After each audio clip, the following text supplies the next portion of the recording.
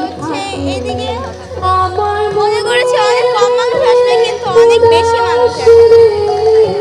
না, গান কখনো শুনিনি, এখন ভালো লাগছে। এইখানে ওর মতো বয়স আমার আশা হয় নাই। আর বড় হয়ে বুঝলাম যে বাঙালির প্রাণের উৎসব হচ্ছে পয়লা বৈশাখ। হিন্দু বৌদ্ধ খ্রিস্টান না, এটা বাঙালির উৎসব। এই জন্যই মেয়েকে বাঙালি সংস্কৃতিতে বড় করতে চাই। আশীর্বাদ রাখবেন, ধন্যবাদ। পহেলা বৈশাখ তো আসলে আমাদের বাঙালিদের ঐতিহ্য। এখানে আসতে পেরে আমার সত্যি অনেক আনন্দ লাগছে এবং ভালো লাগছে, এবং আমার মনে হচ্ছে যে আমি প্রতি বছরই আসবো।